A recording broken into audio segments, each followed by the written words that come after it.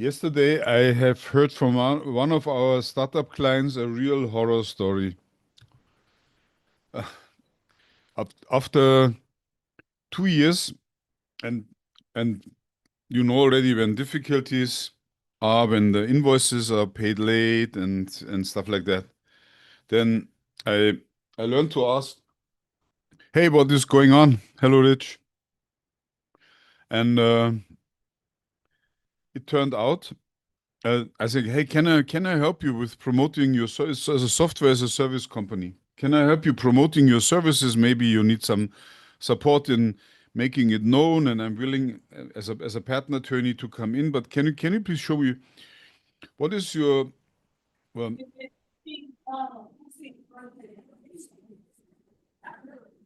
what is your lead list?" And they sent us their lead list, and on that lead list were 57 leads, and they over 2 years they had sold 7 subscriptions. 7. And they have something like 15 people on their payroll, or yeah, 15. And now I guess it's the end of the story, because how do you want to turn such a company around? Is and again, right? As a patent attorney, we deal with patents and stuff, and this and that and this and that, and we don't want to lose clients because they cannot pay their invoices. But if they don't have sales, then they cannot pay their invoices. And the software is very good. It's quite good. But they have um, this technician thinking that they still need to solve this bug and this bug and this bug, and then only then would the sales come in, which never comes in. And I really am a bit depressed because I see this, and I'm writing all these books, and we have this series here, and they never read my stuff, and they never come here and hear what is going on, and they think that they will know everything already. And after 2 years comes the bitter revelation that they know nothing. And Yeah, market penetration is not very good. But that's a typical problem. I think the story goes that James Watt would never have marketed any of his steam engines because he never thought they were perfect enough or sufficiently good enough to be presented to the market. So you always need to team up an engineer or an inventor with a businessman who says, okay, let's make some sales first, and the improvements can be in the follow-up model, which we will then market. That's typical problem. You mentioned that the company size is 15 people or so, or yes, and all of them software engineers, none of them trying to conquer a market. uh, two very arrogant ones trying, yes, but yeah, yeah, Say, Martin, Michael here. yes. Yeah, so we've been telling clients for years that hit rate is not the important KPI. As an example, a telemarketer could send 1,000 inquiries out for people to upgrade their internet service or to buy a cell phone or to buy life insurance. The key is the cost of of those contacts. And if the hit rate is even 1% in some businesses, they don't care because that still leads to an enormous growth depending on the size of the population and the cost of each contact. So any of us that get robocalls, for example, from a telephone service provider, they're sitting there. The CFO smiles all the way to the bank. They don't care about hit rates. If they make 10,000 robocalls and they get 5 people to bite on an upgrade to their cell phone, that leads to increase in sales.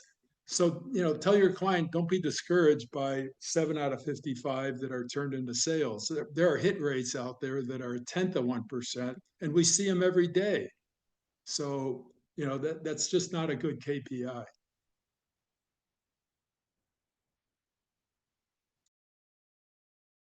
So Martin, in the case of your startup, the software is already up and running, or it also could be that they still are in the developmental phase. I mean, takes time to write some code, but how's the status of that?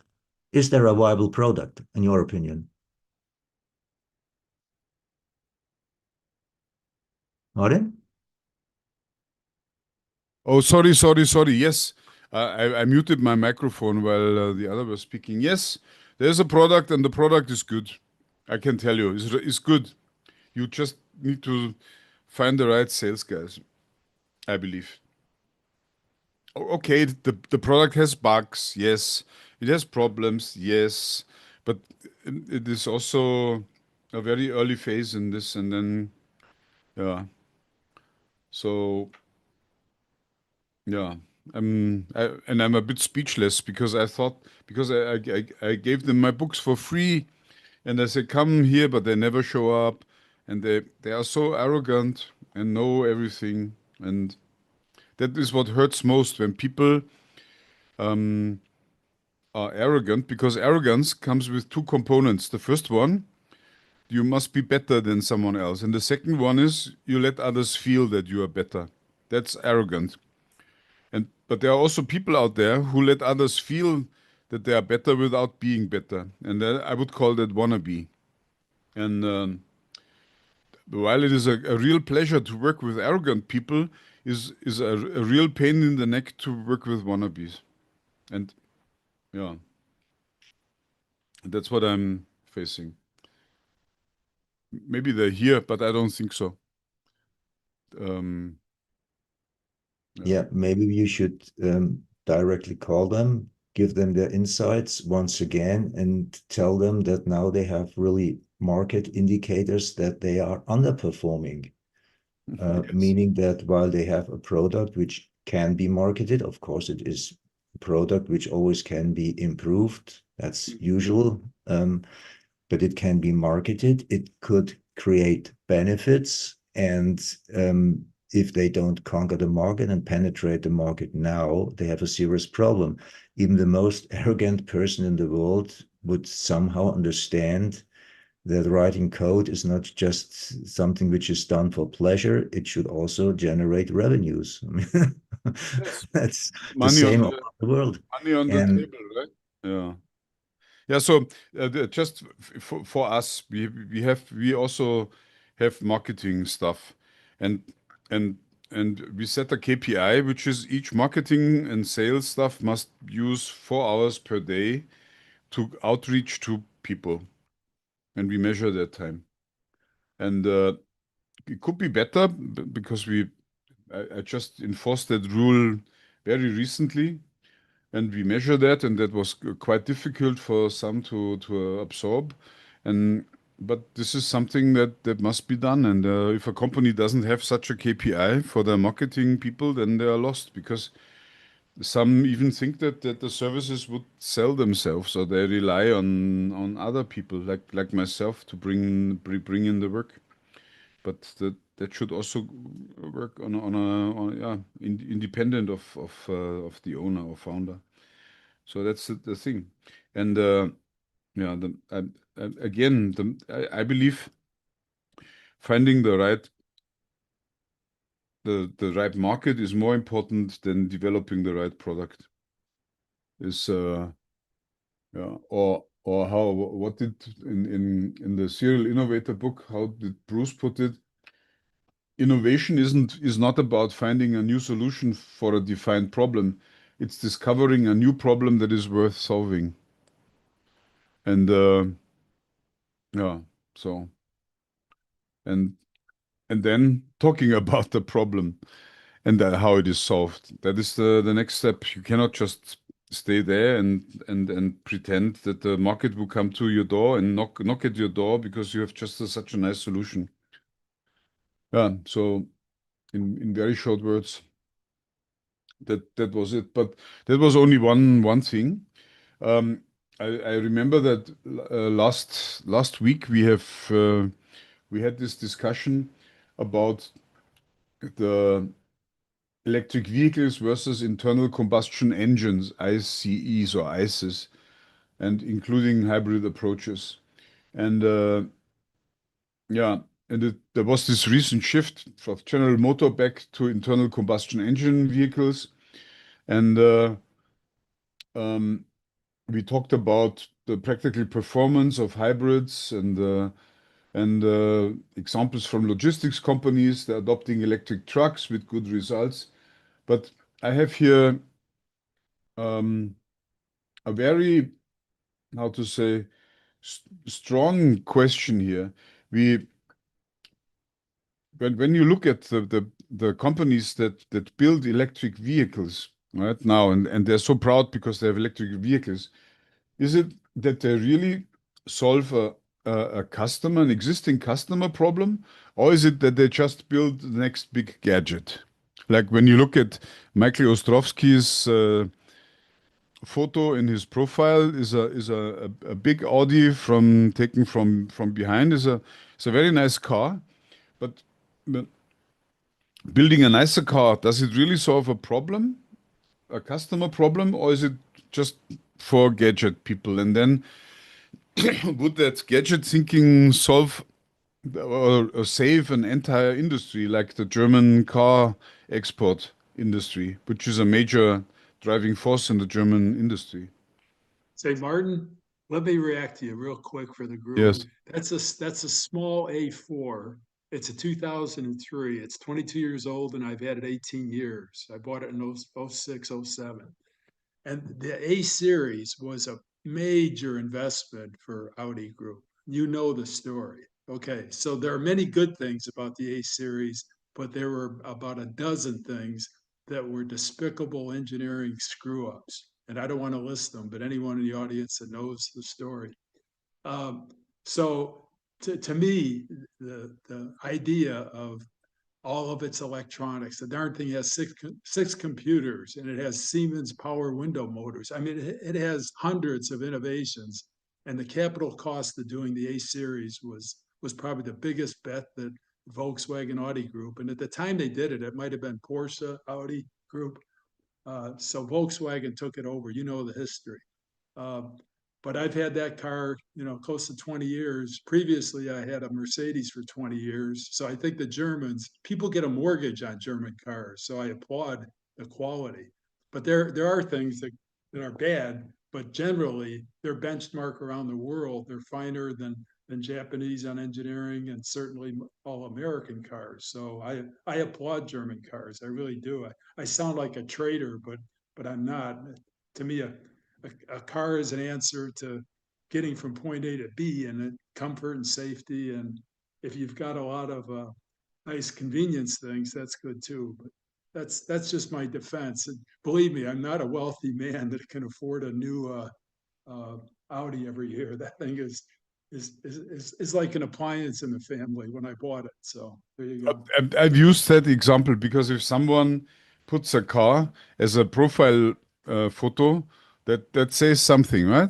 So yes, you like cars, very likely. And the question is it still today enough to look at people who like cars, to build better or nicer cars in order to make them buy your car? Or and what I see from here, in the meantime, the Korean cars are are now closer to the German technology than the Japanese car. So they're even better. So if you ask the taxi drivers in Singapore, they prefer the Korean cars like the Kia over a Toyota. So, but still, it's still a gadget. Right? It's not really. When you bring electric vehicles versus the old internal combustion engine cars, it's really about okay, electric cars have some advantages, but is it really such that it's worth paying more for having those advantages, or would it be better that we stick with the old technology, or even different? Would we do something else? Is it what can we how, how to say, what is the market problem? You said for getting things from A to B. And Okay. Yeah, continue, please. yeah, I'll and say the that, market problem. The yes, market problem is insurance. and claims and having to have an insurance claim. So having autonomous vehicles that don't get into accidents in the first place, there's a market. Yeah, sounds good to me. Autonomous vehicles, I think that is cool because then you can run your vehicle 24/7, right? And then, Uh, Martin, Joe, people like to drive, okay? Even if autonomous had zero possibility of even a minor collision, and all the safety of not hitting pedestrians and running into front of grocery stores. People love to drive. And on the electric thing, I think there's a market for hybrids, but the range anxiety, in my humble opinion, unless there's an electric recharge that's as fast as filling your fuel tank, and unless the charging stations are as frequent as gas stations, I think the whole thing, Elon Musk got into it with Orange Man Trump over electric vehicle tax credits and Trump's famous big beautiful bill now that'll probably take Elon out of the White House. But the whole idea of electric cars, going back to GM's EV1, they're glorified golf carts. And the hybrid is only if you do a lot of stop start to regenerate from your brakes. But I think the ICE is going to be around. It could be hydrogen, it could be, competing with fuel cells. But I think the internal combustion engine and the infrastructure of burning fossil fuels is here to stay. You can quote me on that. I don't think electric anything is gonna ever Uh, become a glorified Tesla.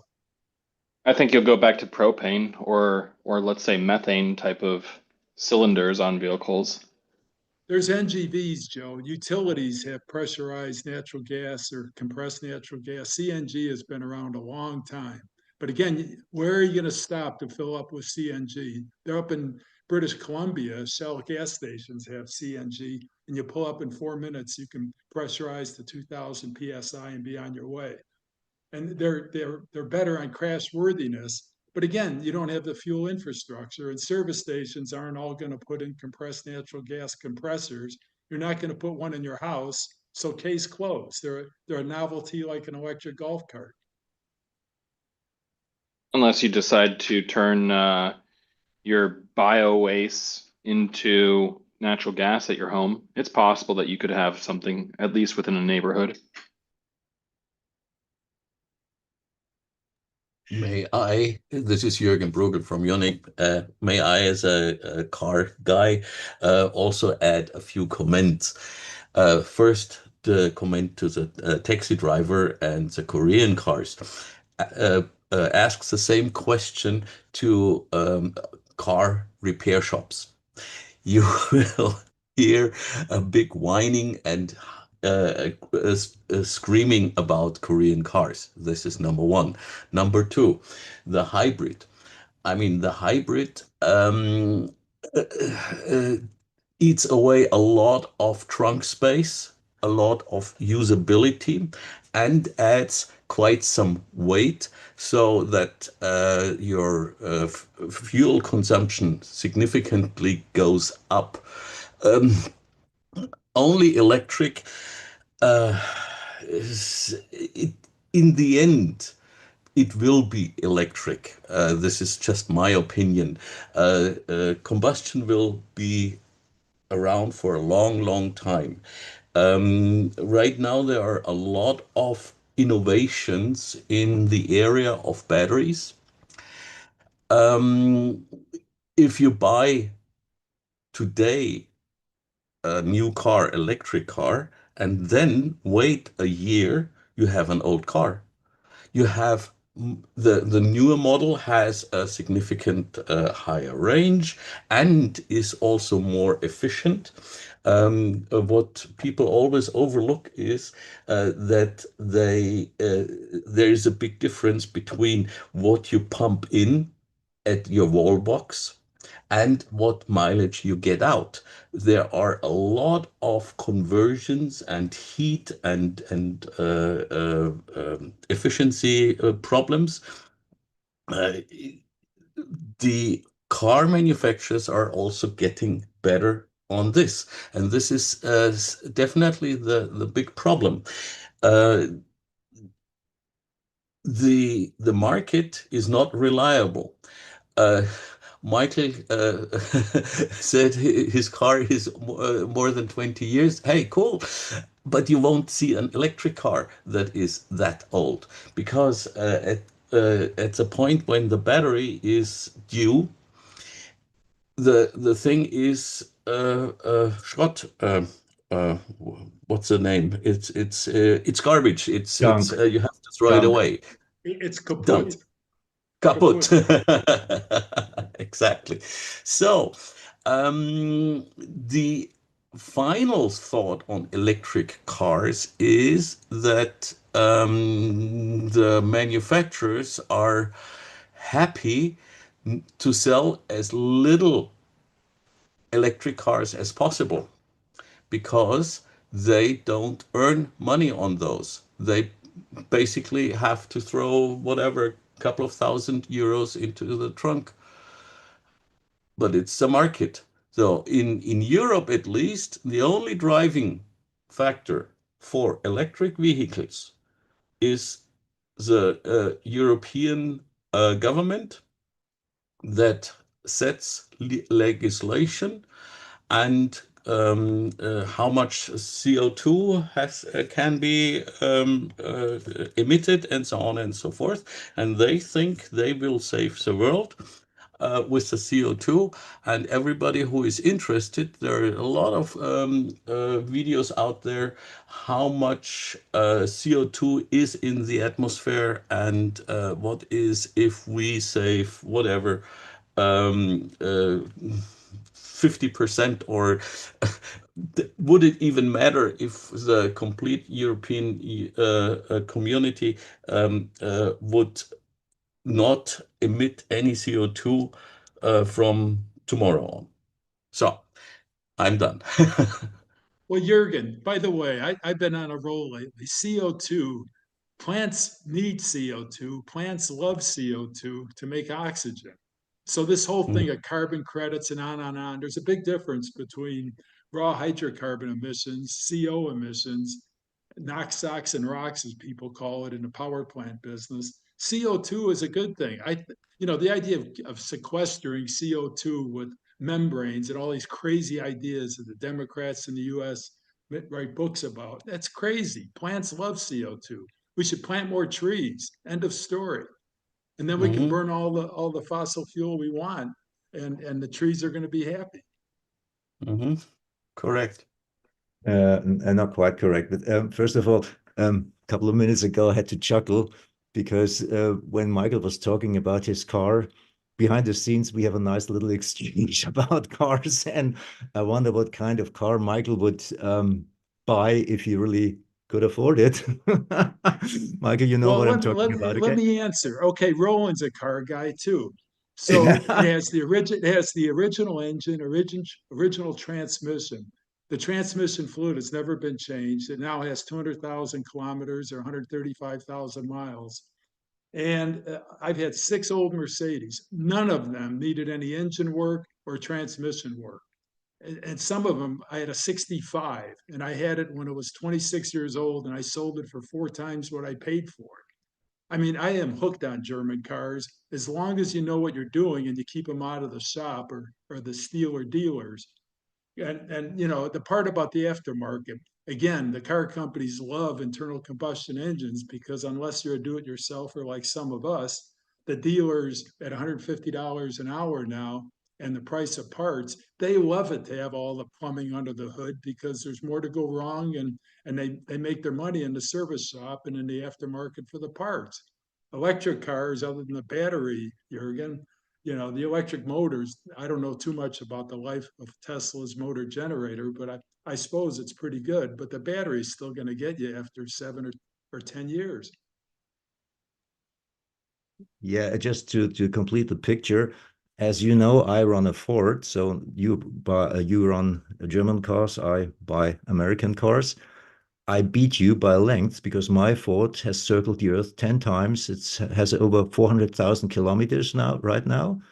It was built in, I think, 2014, so 11 years, and I drive 200 kilometers a day. What Okay, kind of Ford, Roland? What model Ford and year do you have? What do you have? That's a Fiesta. That's specifically for European market. The Americans wouldn't touch it. Small Is car, it very is it diesel? Is it diesel or Yeah, sure, petrol? sure, diesel. Oh, It's okay. obviously not Anything? a 3-cylinder.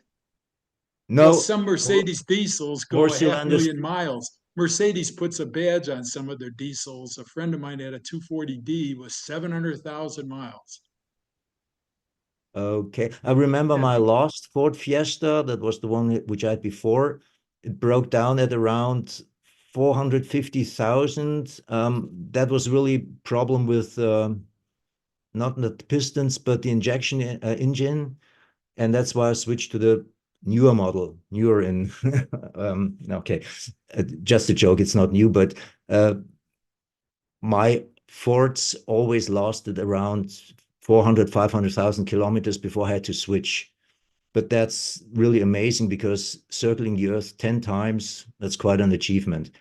And I drive them in a very fuel efficient way, so no high speed runs, stuff like that. Um, Okay, but that's one part of the story. Jürgen said something which is absolutely correct. We are not operating in a free market right at the moment. If auto industry were allowed to do whatever it wants, we would continue on internal combustion engines forever. But we have a market which is indeed regulated by political will. Indeed, the European governments have said, okay, we need this switch from internal combustion engines to electric mobility. As a matter of fact, I think it's correct. I'm still running my diesel car, but on the long run, it's correct. Michael, you are of course right if you say that plants love CO2, but they have plenty of that, more than they need. And if plants could simply absorb the excess CO2, which is already in the atmosphere, we wouldn't have a climate problem anyways. But CO2 is only one part of what plants need for growing. You also need right soil conditions, right humidity, enough rain, and lots of problems are created because everything is in unbalance. We can exchange arguments about that if you want, but I believe there is a climate change. The signs are undeniable, and getting out of fossil fuels in the long run is a way to do it. If all European car manufacturers switched completely to electric mobility, of course, it wouldn't make any impacts in the short run, also not in the medium run, because whatever we are doing right now will have reaction times for the climate of decades before a reaction comes visible. But okay, if we don't start now, it's too late. It's maybe already too late. What else did we say? Yeah, but actually, what Jürgen said was absolutely correct. It's a political decision that we will switch to electromobility.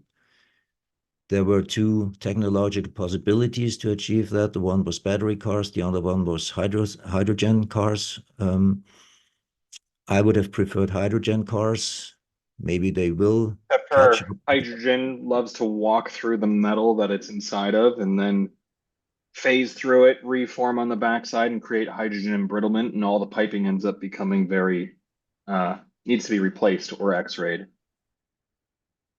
You're talking about the gas pipelines right at the moment. I Yeah. have a question. As much as I love to hear all the technical discussions, that's not really the point, right? The point is rather this: as given the current situation, 75% of the people who work in the car industry or in industry that works for the car industry as suppliers will be jobless. And I give it 5 years down the road, at most 10 years. And that means that in Germany, and we talk only about Germany, 3 million people will be jobless, directly jobless.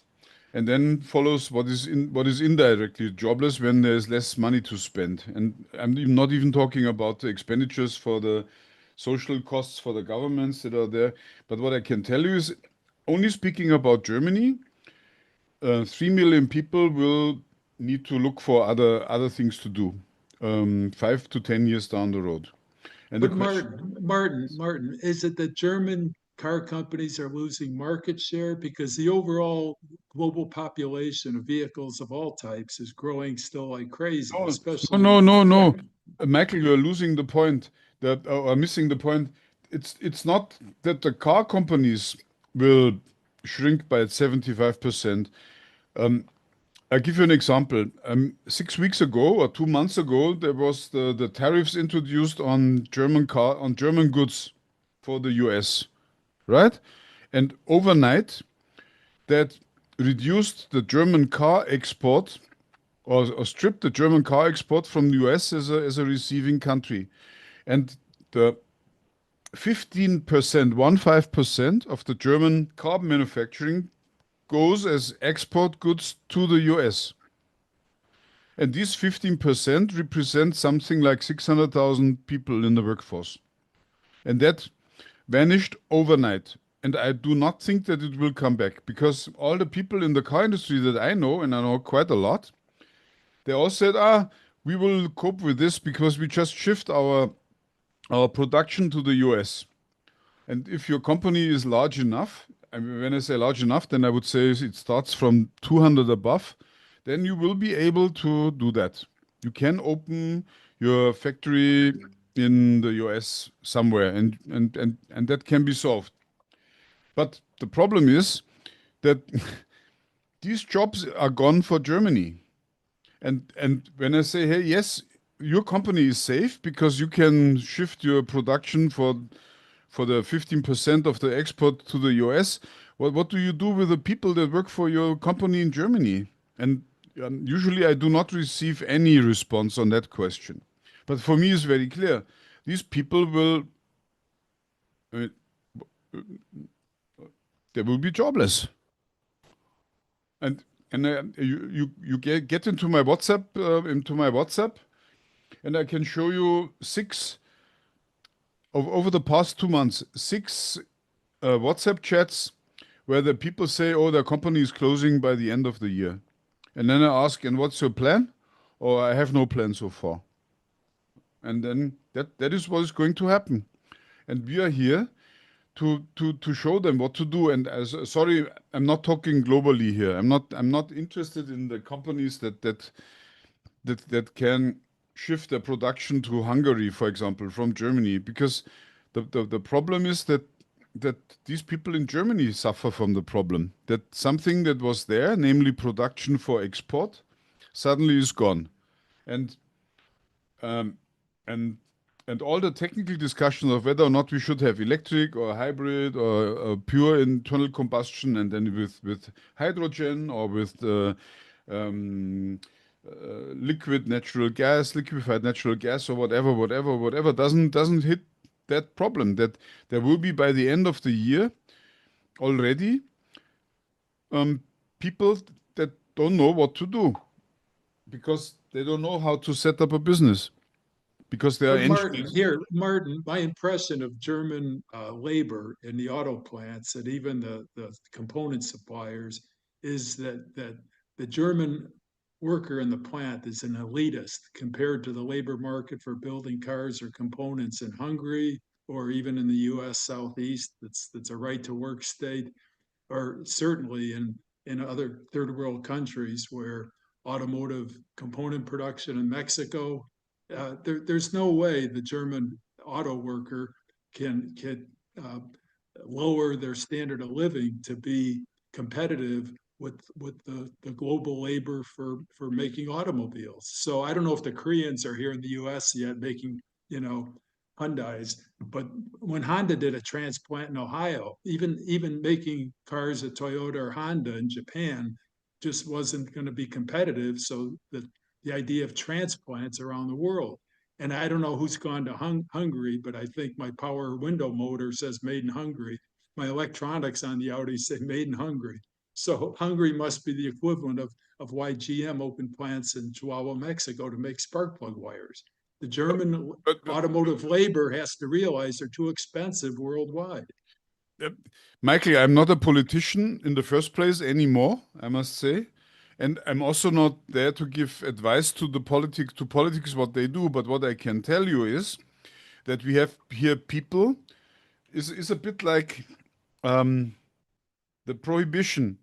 When the prohibition was announced in the 20s, for I don't know why, you may know that better because you are in the US, but there were people who knew that the that jobs will be lost. And there's one famous story. It's called Eddie the Bartender. Eddie the Bartender, and maybe you can.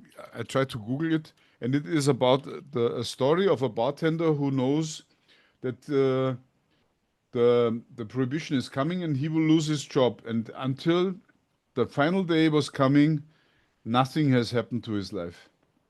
He did not do any change. He did nothing. He just saw it coming and just stood put where he was because he thought that somehow he will make it. But the bar was closed, and um, and uh, and that is typical um, for how people react to such cases. And I see now many Eddie the bartenders near me, and all of them are in Germany, and all of them are in the car industry or in the car supplier industry, and and um, partly with all of you or people that are here in the chat, but also with people from outside. I did my research, and what I honestly can say is 75% of the jobs in the car manufacturer will be lost because I say we, because Germany loses the export. And the cars are then made somewhere else. Maybe where they are sold, very likely, because that's the cheapest. And and uh, and my question that drives me all the time is, what would we tell these people, and what would, for instance, we know that innovation is not made by committees or by large groups. Innovation is always done by single personalities. Bruce Wojcik calls them the serial innovators. And we have one here, Jürgen, namely. He's a serial innovator. And what do these serial innovators say, Jürgen, when they hear my numbers? Would you personally believe me that in 10 years down the road that the German car manufacturer would be reduced by 75% as counted from today? Yes, sir. Today or yesterday, even Volkswagen announced that till 2030, that means in 5 years, 20,000 have already signed their that they leave the company. So, what is going to happen? Um, I heard your discussions, or we already discussed what engineers in the car industry are doing. They are time managers and there are project managers. So there are so many that have no technical clue. Uh, yeah, it's a requirement of the job. Um, it, it, So suddenly, those guys, well-paid guys, and this is also one of there was an interesting report where Volkswagen employees even said the biggest problem of Volkswagen are the wages. We are earning too much. This is what the Volkswagen guy says personally. So, serial innovator, what would I do? Uh, I would go Rüstung. I would go to Rheinmetall. I would find ways to make my drones unattackable. How to get around all these tracking things and so on. How uh, How fast can I go? How much, whatever termite or what's this called, this explosive? How much can I carry? This is where I immediately would sink my teeth into. And if I'm not in the technical things, oh well, software, reconnaissance software. I would build the ugliest virus that really sucks the enemy's brain out. So this is what the innovator would do. Yeah, sure. I mean, so that means you would change the industry, right? Sure. Okay. Yeah, but changing the That- industry means that you leave the guys who stay on the ship. They would call it the rats are leaving the ship. Hmm. No, I wouldn't call myself a rat, but They would. They would. They would. yeah, sure. They will call you anything because it's just the night. It's just the jealousy because somebody has a better life or more success or and so on and so forth. But I'm immune against these things. I don't care. I have all my life. I have heard so many people whining and blaming and I cannot do this because my parents are poor. Oh hell, my parents were even non-existent. Come on. and and that's why it's a state of mind. It's what another thing, what I think has been lost in these fat years, that's a German expression, the fat years, to really um, to really care for your life. If something changes, well, you have to change as well. This is what people have lost. Yeah. Okay, but let's assume that you you you have. I mean, I don't know, 10 years on the meter till your retirement. Literally. So someone who is 10 years younger than you, Jürgen, and wouldn't, and as a serial innovator, would he not rather try to find something that he can solve and a problem that can be solved and then direct a company on that? Or is it that you would accept that you're stuck in building cars and the cars have to be 1 kg lighter and 1 horsepower stronger from year to year and have a few more gadgets inside? Because that's what I observe since 30 years. The cars get incrementally, I wouldn't even say better, incrementally different, and but the use is the same. It's just more comfortable or more fancy or more whatever. Take alone your TV set that you have invented for the 7 Series. Um, wouldn't there be some people that would say, "Hey, I mean, there's this example from the Serial Innovators book, like the Tom Osborne of Procter and Gamble. He invented a diaper, a woman's diaper for their period, and before it was always something that was big and you. I mean, you couldn't wear your normal clothing when you wore that diaper, and they were all caught in that diaper thinking trap, right? And that also applies to other interests. And what he did is he looked um, at at I don't know how to even name this thing in English because I never buy it. Um, he looked at it from a garment design point of view. And he looked, this is something that is a wearable that should be a garment and not something like in medical aid, in medical aids, something. And he looked at it from a very different perspective and then tried to to solve that problem in his way. And the outcome was the Always Ultra, which was a $1 billion innovation, a very big one. So why? So why does the car industry serial innovator not look at the car and what they do and just define the car idea from a new perspective, from a diaper and get away from the diaper thinking trap, like from I would go something totally different.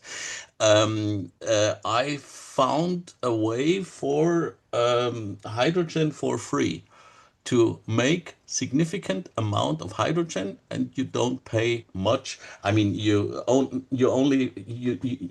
don't pay for the energy to do this. You pay for the a station that creates the hydrogen.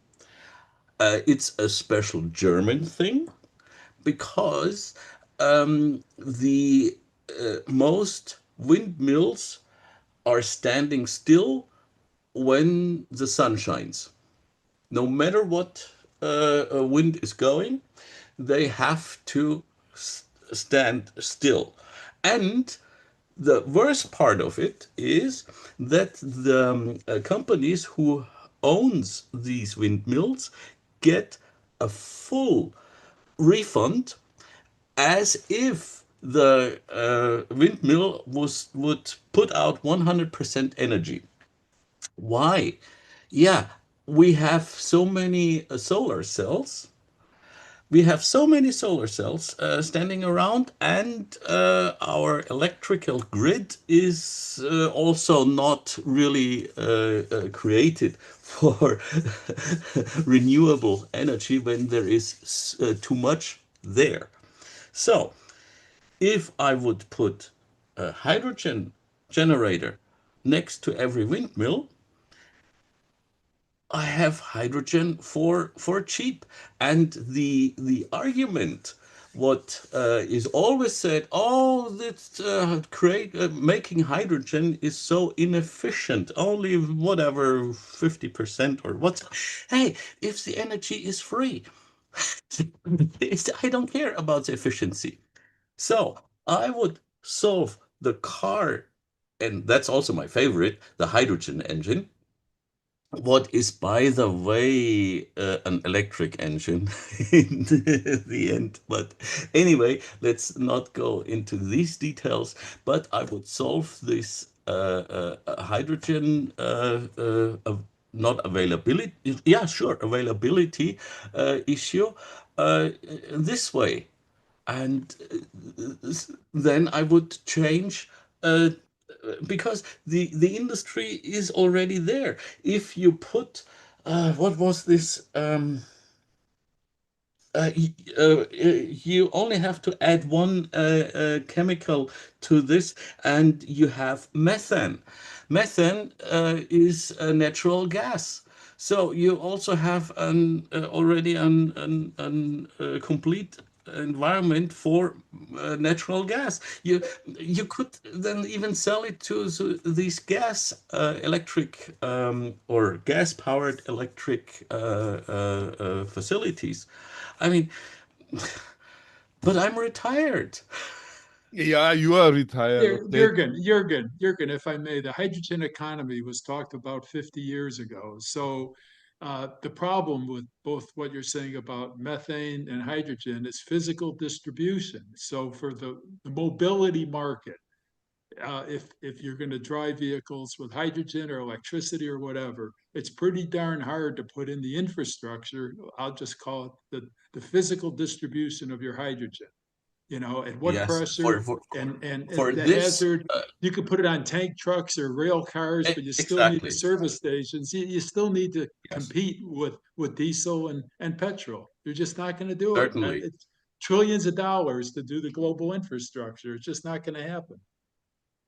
Years ago, people talked about Boeing 727s running on hydrogen and just as safe as running jet fuel. But the physical infrastructure, even for all the major airports in the world, to put in hydrogen is enormous, absolutely enormous. Yeah. And yeah, the Boeing 727 would fly cleaner with hydrogen. And Richard Nixon thought it was the best thing in the world to have a hydrogen economy. And he was laughed out of out of any technical conference because the idea is stupid. I'm sorry, forget the word stupid. There are barriers to doing it that are significant. Let me say it that way. That was very Certainly, but diplomatic. I'm not alone. We need to work together as a team. You bring up a good point, and I say, "Oh, I have never thought about this point." Okay, let's discuss this. I mean, are we an innovation group here or not? So hey, come on, get your Roland, butts you up. can put a reformer. You could put a reformer on the car. If you want to make hydrogen, you can do it on the vehicle, but you're still filling the tank with diesel or petrol. Why go around the block to get next door? Why make a vehicle that's crazy complicated with a reformer to make hydrogen on demand by reforming hydrocarbons? It makes no sense at all. So, and even people are talking about small nuclear and Rich, if you want to jump in, but I can't imagine even rail locomotives being small nuclear someday. It's just not going to happen. People think small nuclear are going to run data centers. And forgive me, Oh, Rich, that's but I just happening. don't. No, that's Well, happening. I'm going but to cut you off. Joe, That will happen. well, Wow. yeah, GE thinks they can do it too, and so does Siemens and everybody else that's in big nukes. They think they can make them postage stamp size and put them next door to every data center. There's a freedom to Yeah, operate, just right, Martin? The regulatory environment it's going to take 5 or 10 years, Joe, for that to happen at least. But I don't. guaranteed going to happen over easily over 100 megawatts. Sorry, probably over terawatts worth of Would you power will want to be have a generated that house way for next to? data centers. Would you want to build a house next to a small nuke? Not me. All right. Oh, I'm on your side. Okay. I heard these stories about the small nuclear reactors. I think they're still in the testing phase. There's also a considerable concern because they require highly enriched, no, not highly enriched, they require 20% uranium, 20% enriched on uranium, which is uh, a very easy door to allow weapons grade uranium. I hope it's not going to happen. I also heard a story just a couple of days ago that I don't know who it was, maybe Amazon.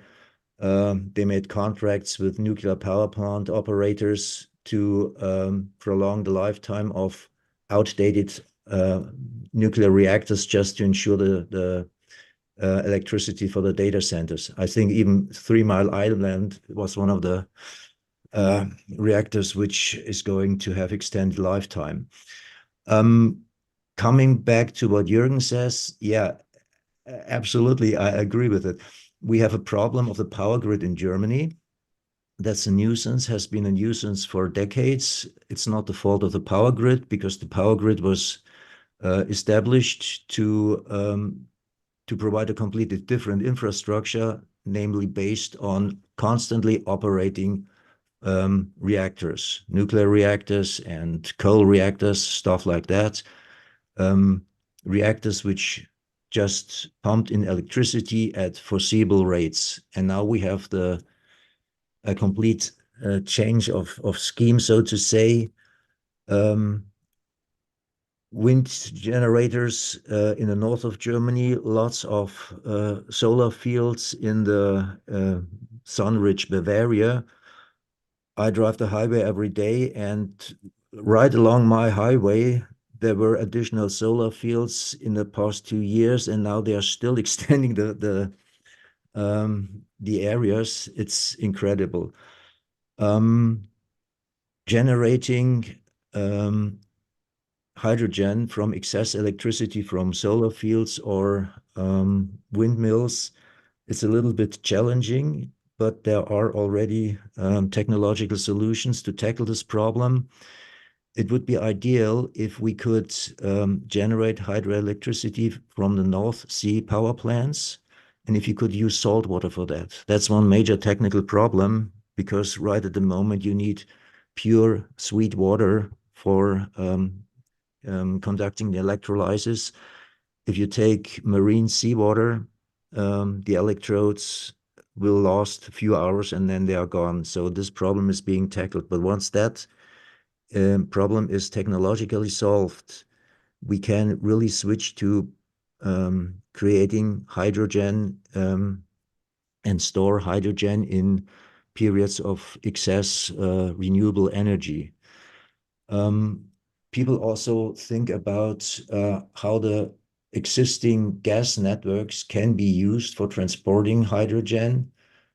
Joe, you mentioned some aspects of that. I Yes, like your idea of turning it into methane before you pump it as hydrogen because hydrogen will embrittle piping.